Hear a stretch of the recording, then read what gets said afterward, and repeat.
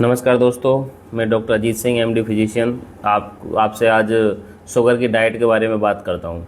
बहुत सारे लोगों को कन्फ्यूजन रहता है कि शुगर में डॉक्टर ने सब कुछ बंद कर दिया है, अब हम क्या खाएंगे। और हम तो सामान्य भोजन ही करते हैं, उसमें भी बहुत सारी चीज़ें डॉक्टर ने बंद कर दी हैं, तो ऐसे कैसे काम चलेगा। हम तो कोई अलग से कुछ चीज़ें खाते भी नहीं हैं। उनकी बहुत सारी कंप्लेन रहती है मरीजों की। लेकिन अगर आप ध्यान से देखेंगे, डाइट शुगर के अंदर इतनी सारी चीज़ों का रेस्ट्रिक्शन नहीं होता है जितना हम समझते हैं। तो आप देखो, खाने में अगर मैं बात करूँ, सबसे पहले हम रोटी की बात करते हैं। तो रोटी में सबसे बेस्ट रोटी होती है मिस्सी रोटी, मल्टीग्रेन आटे वाली रोटी। क्योंकि ये क्या धीरे धीरे पचती है और धीरे धीरे ही इससे शुगर का लेवल बढ़ता है। इवन बढ़ता भी तो इस लेवल पर स्पाइक नहीं करता, ये स्लोली धीरे धीरे बढ़ता है और उसके बाद में ये प्लेटू लेके नॉर्मल हो जाता है। तो सबसे बढ़िया मल्टीग्रेन रोटी या मिस्सी रोटी। आप बाजरा की रोटी भी खा सकते हो, लेकिन आप अगर संभव हो तो आप गेहूं की रोटियों को अवॉइड करो, क्योंकि गेहूं की रोटी खाने के बाद तुरंत शुगर का स्पाइक एकदम ज़्यादा जाता है। उसके बाद रोटी पे घी लगा सकते हैं, रोटी पर घी लगा सकते हैं, नो प्रॉब्लम।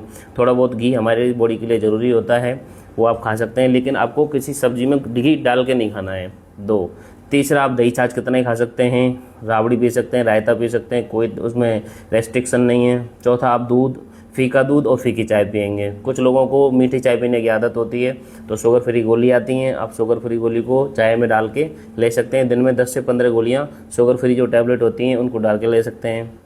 उसके बाद बात करते हैं सूप की। सूप कोई सा भी पी सकते हैं, जूस कोई से भी नहीं पीने हैं आपको, क्योंकि जूस के अंदर चीनी डाल के ही बनाए जाते हैं सारे जूस लगभग। और मैं तो कहूँगा कि जूस से बढ़िया आप फल खाइए, क्योंकि फल में फाइबर भी होता है, एंटीऑक्सीडेंट भी होता है और उसमें चीनी भी नहीं डाली जाती। और 4 फलों का इसमें परहेज होता है डायबिटीज़ के अंदर।